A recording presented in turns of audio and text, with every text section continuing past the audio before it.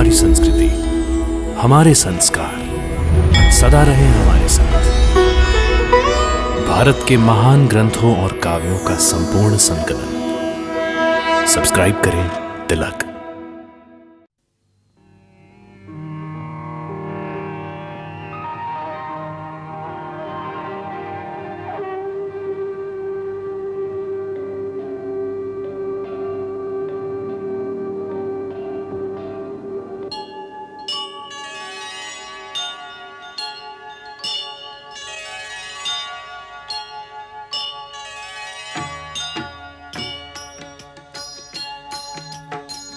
सीताराम चरित अति पावन, मधुर सरस अरु अति मन भावन।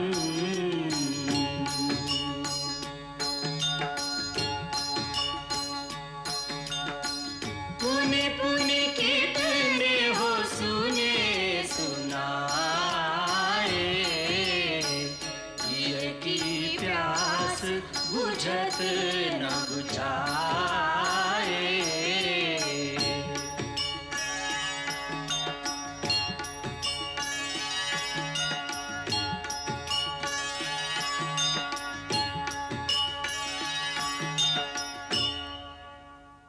प्राची दिशि शशि उयऊ सुहावा, सिय मुख सरिस देखे सुख पावा। बहुरी विचार कीन्ह मन माही। उर्मिला, वो राजकुमार इतने सुकोमल है, उनसे वो शिवधनुष उठेगा या नहीं? सीता जी अधीर हो गई हैं और इस प्रकार धैर्य छूटने से उनका मन विवल हो उठा है। असल में यह व्याकुलता उनके अतिशय प्रेम के कारण है। प्रीत जितनी गहरी होगी उतनी अधिक आशंकाएं मनुष्य के दिल में लहरों की तरह उठती रहती हैं। यही हाल उस समय सीता जी का है। विश्वास और अविश्वास के बीच झूल रही है। इस शाश्वत अलौकिक और अकथनीय प्रीत का इशारा गोस्वामी तुलसीदास जी उस समय करते हैं जब सीता जी की एक सखी उन्हें आकर बताती है कि दो राजकुमार आए हैं जिन्होंने अपने रूप के मोहनी से सारे नगरवासियों को अपने बस में कर लिया है। बाग बिलोकन राजकुंवर दो आए,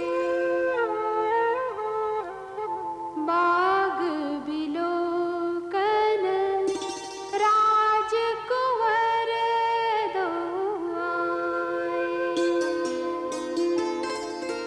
ए सखी उनके अतुल रूप की शोभा कहियो न जाए। बाग बिलोकन राजकुंवर दो आए। उस समय तुलसीदास जी लिखते हैं, तासु बचन अतिशय सुहाने, दरस लागे लोचन ललचाने।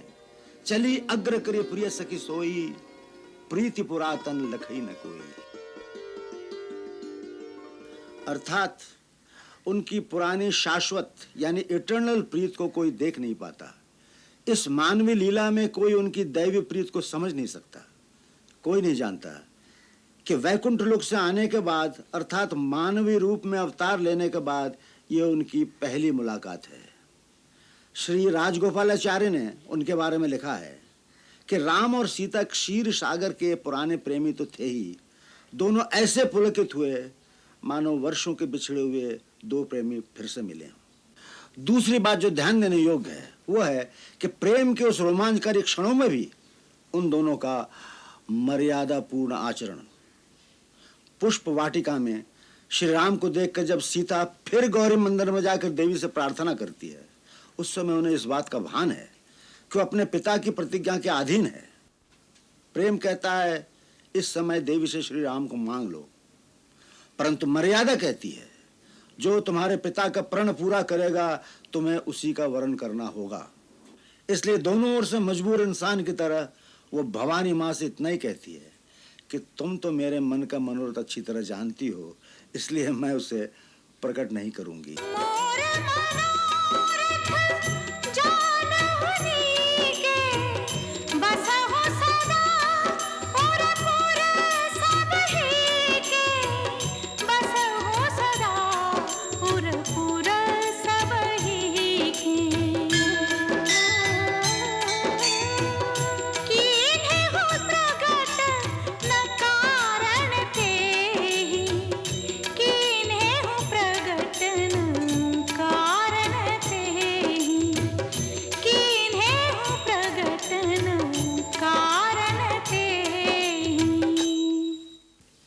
आज के ज़माने में भी यदि हम संयम और यही मर्यादा पाल सकें तो हमारे सामाजिक और पारिवारिक जीवन में से बहुत सा तनाव निकल जाए और प्रेम का वातावरण चारों ओर फैल जाए।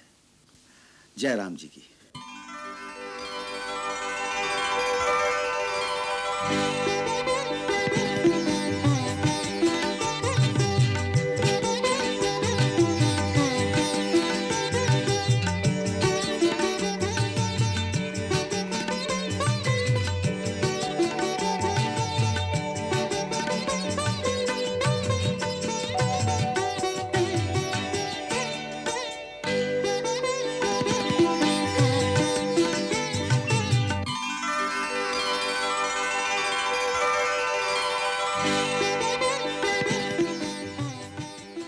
भैया क्या सोच रहे हैं? कुछ नहीं लक्ष्मण। मैं रात भर बार बार एक ही सपना देखता रहा हूं कि स्वयंवर में विजय आपकी हुई। सभा में आपके पहुंचते ही राजाओं राजकुमारों के तेज उसी तरह मलिन हो गए जैसे सूर्य के उदय होते ही तारों में रोशनी नहीं रहती। मुझे पूरा विश्वास है आज की परीक्षा में विजय आपकी होगी। लक्ष्मण, परीक्षा के समय उत्तेजित नहीं होना चाहिए, केवल अपने कर्म पर ध्यान रखना चाहिए।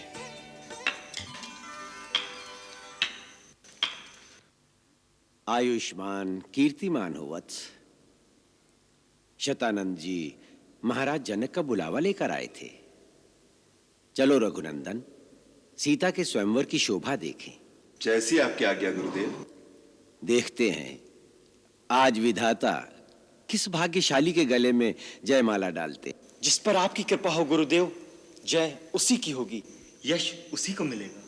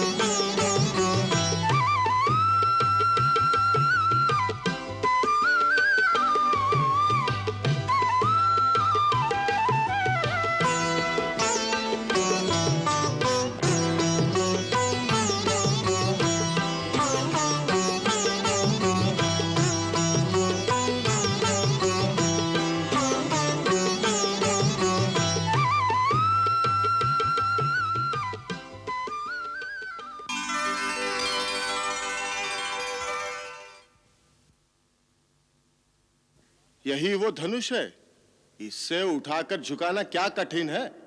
कठिनाई का तो तब पता चलेगा जब इसे उठाना पड़ेगा। हाँ, धनुष उठाएंगे। सुना है इससे बड़े बड़े पराक्रमी वीर नहीं उठा सके। वो वीर नहीं, ढोंगी होंगे। मेरी बारी आने दो, देखना कैसे फूल की तरह इसे उठाता हूँ। तुम्हारी बारी आने से पहले किसी और ने उठा लिया तो यहाँ से जीवित नहीं जाएगा। राजकुंवर ते ही अवसर आए, मनहु मनोहर था तन छाए। गुण सागर नागर बलबीरा, सुंदर श्यामल गौर शरीरा। राज समाज विराजत रूरे, उड़गन महु जनु जुग विधु पूरे। जिनकी रही भावना जैसी, प्रभु मूर्ति तिन देखी तैसी। प्रभु मूर्ति दिन देखी तैसी।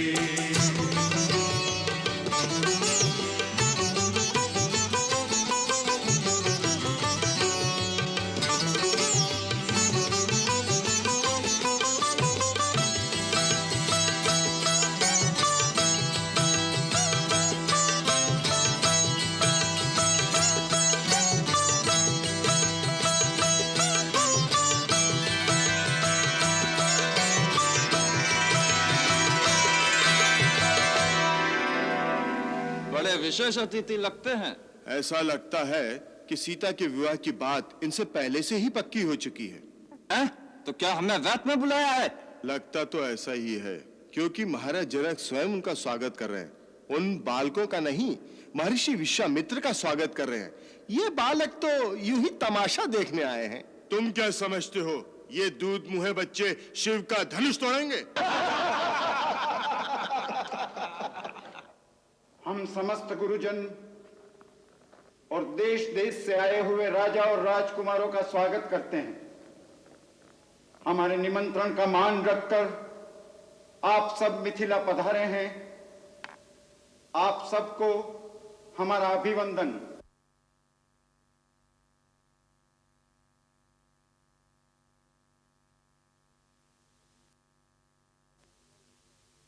महाराज, अब राजकुमारी सीता को सभा में बुलाना चाहिए।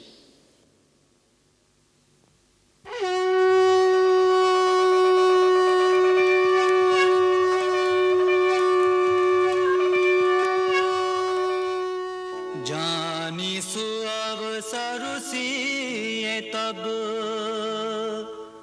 पठई जनक बोला।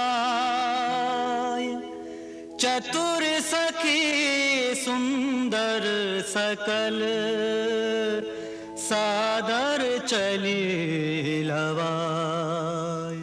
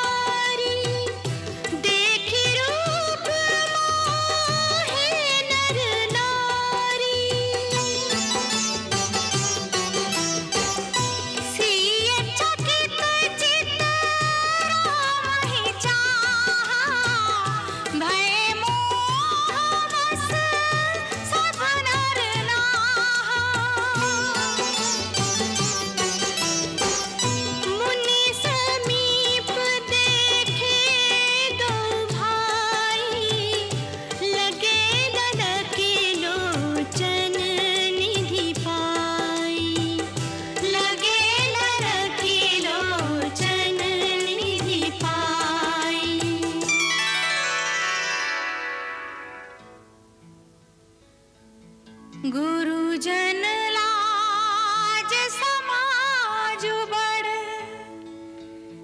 देख सिय सकुचानी लागे बिलोकन सखिन तन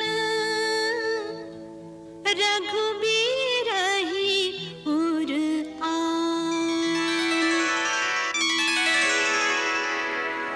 तब बंदी जन जनक बुलाए बिरदावली कहत चलिया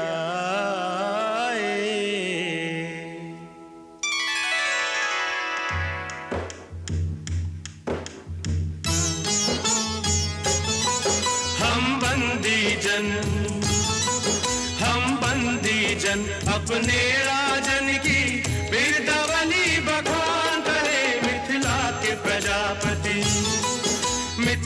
के प्रजापति जनक राज की गरिमा का गुणगान करे हम बंदी जन।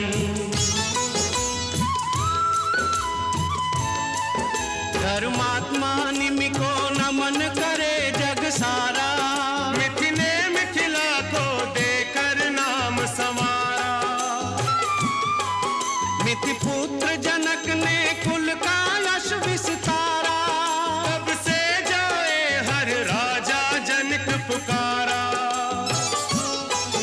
इस कुल के सभी नृप वीर यशस्वी दया धर्म और दान करे हम बंदी जन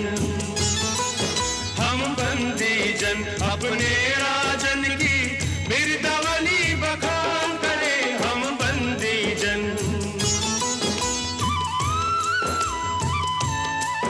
महाराज महारोमा की महिमा न्यारी सुत उनके स्वर्ण रोमा सुंदर सुखकारी। महाराज रश्वलोमा के हम आभारी मिले जिनसे हमें विदेह जनक उपकारी।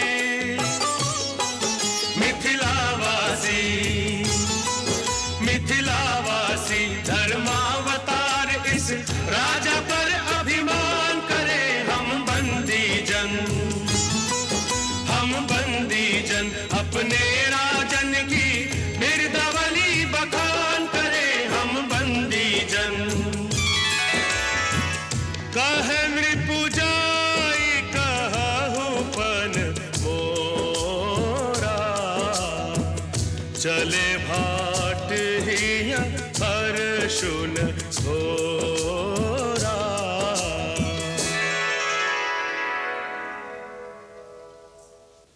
अब हमारे चारण सभा में महाराज के प्रण की घोषणा करेंगे। सुने सर्व में प्राण सुने। ये सर्व विदित है कि राजकुमारी सीता के विवाह की एक ही शर्त है कि जो शूरवीर शिव के इस दीप धनुष को उठाकर प्रतिज्ञा चढ़ाएगा उसी के साथ राजकुमारी का विवाह होगा।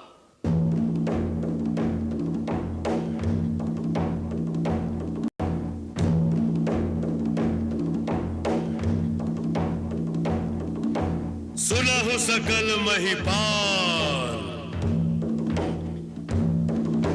नृप भुज बलु बिदु शिव धनु राव गरुव कठोर विदित सब काहू। रावण बानु महाभट भारे देखी सरासन गवहि सिधारे। सोई पुरारी को दंड कठोरा राज समाज आजु जोई तोरा। त्रिभुवन जय समेत वैदेही बिनहि विचार भरहि हटि देहि।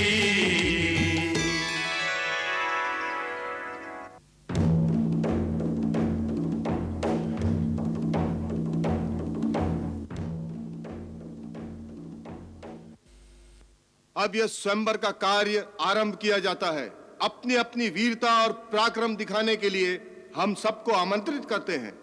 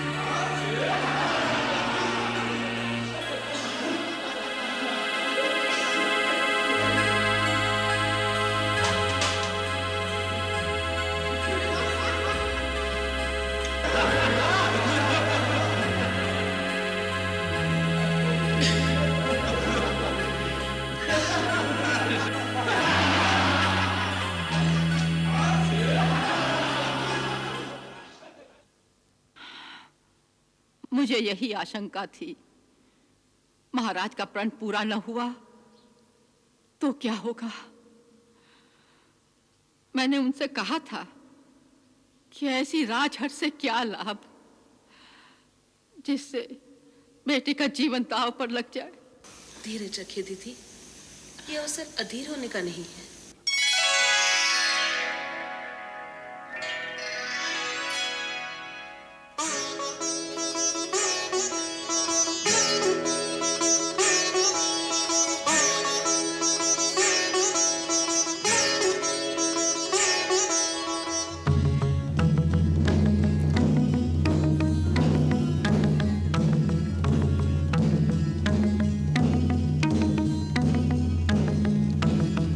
की ताक तक शिव धनु धरही, उठई न कोटि भांति बल करही। जिनके कछु विचार मन माही, चाप समीप महीपन जाही। तम की धरही धनु मूढ़ नृप, उठई न चलहि लजाई। मनहु पाई भट बाहुबल, अधिक अधिक गरुआई। डगइन शंभु सरासनु कैसे, कामी बचन सती मनु जैसे।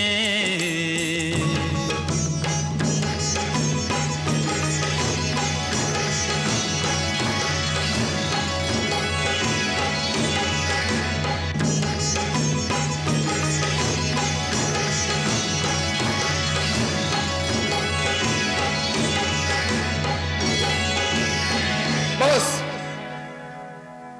बहुत हुआ, अब और उपवास न हो तो अच्छा है।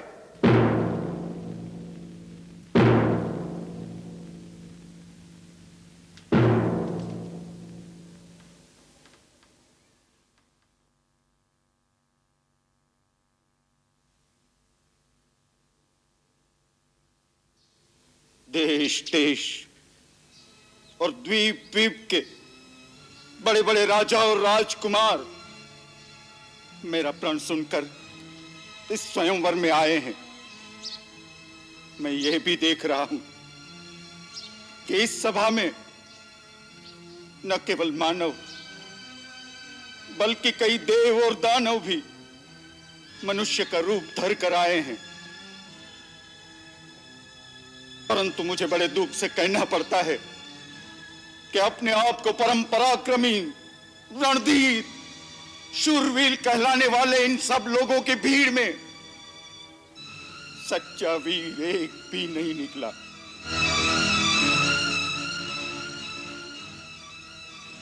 सीता जैसी दिव्य पत्नी, महान यश, अनुपम कीर्ति एक साथ पाने के लिए मैंने केवल बल और पराक्रम का शुल्क रखा था।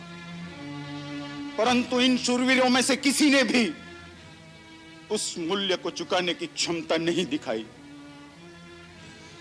अरे शिव धनुष को झुकाने या चाप चढ़ाने की बात तो दूर, कोई उसे हिला भी नहीं सका। अगर मुझे यह पता होता तो मैं ऐसा प्रण ठान कर अपनी जग हंसाई न कराता। आज मेरे दुख, मेरी निराशा का कोई पारावार नहीं। अगर मैं ये प्रतिज्ञा तोड़ दूं तो कुल का कलंक कहलाऊं, पूर्वजों के सुकृत नष्ट करूं और मैं अपना प्राण रखूं तो मेरी पुत्री आजन्म कुंवारी रहेगी। उसका जीवन विफल करने का पाप मेरे सिर चढ़ेगा। आज निराशा के अथाग सागर में डूबते हुए मुझे चारों ओर केवल कापुरुष ही कापुरुष दिखाई दे रहे हैं। लज्जा के झुके हुए इनके चेहरे मुझे एक ही बात कह रहे हैं, जनक, लज्जा के मारे डूब मरो, क्योंकि आज ये धरती वीरों से खाली हो गई। बस महाराज बस, इतनी लज्जाजनक और अनुचित बात कहने से पहले आपको यह याद नहीं आया कि इस सभा में सूर्यवंशी रघुकुल नंदन श्री राम भी बैठे हैं। महाराज जनक, जिस सभा में रघुवंशियों में से एक भी बैठा हो, उस सभा में इस तरह की बात करने का कोई साहस भी नहीं करता।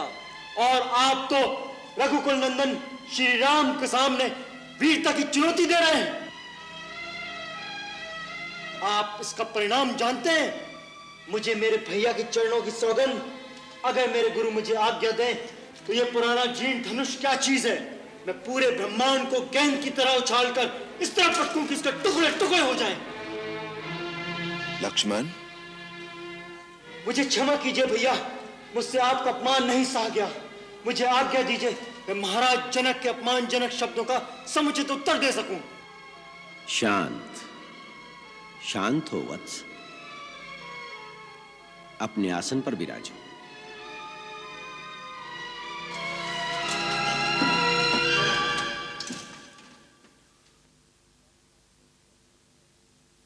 किसी का अपमान करने का मेरा विचार नहीं।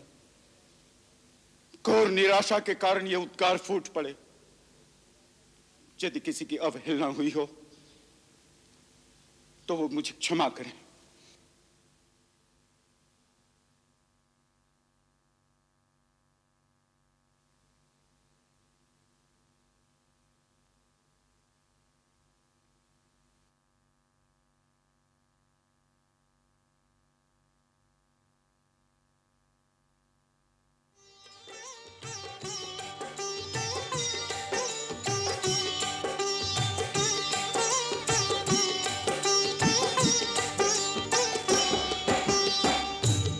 विश्वामित्र समय शुभ जानी, बोले अति स्नेह मैं बानी।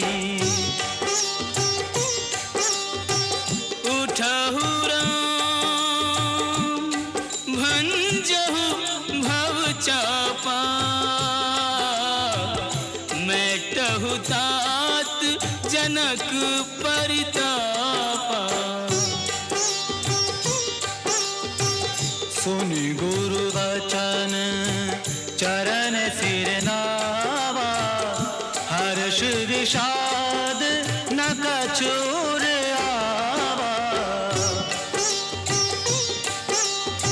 सहज ही चले सकल जग स्वामी, मन मंजुवर कुंजर गामी।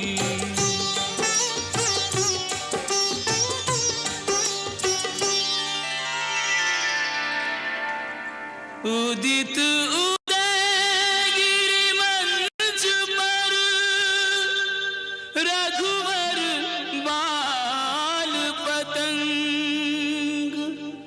विकसे संत सरोज सब,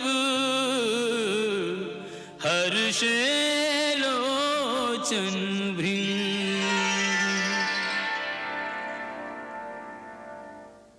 लो, अब ये भी अपना पराक्रम दिखाएंगे।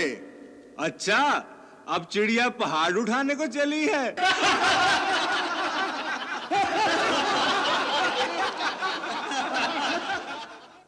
देखो, अब मुनि विश्वामित्र भी हमारी हंसी उड़ाने पर उतर आए हैं, जो इस बालक को भेज दिया धनुष उठाने के लिए। होनहार को कौन जानता है जीजी? होने तो जो हो रहा है। कैसे होने दूं? लगता है किसी ने महाराज की बुद्धि हर ली है, जो इस बालक को रोकते नहीं। जिस धनुष को एक से एक महाबली और प्रतापी राजा हिला नहीं सके, उसे ये पुष्प की तरह कोमल बालक कैसे झुका पाएगा? पहले ही हमारा बहुत अपमान हो चुका है, अब और उपहास न कराए महाराज।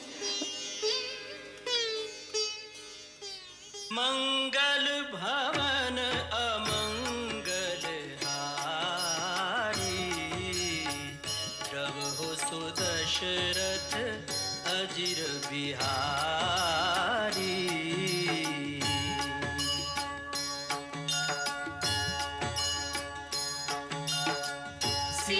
सीताराम चरित अति पावन, मधुर सरस अरु अति मन भावन।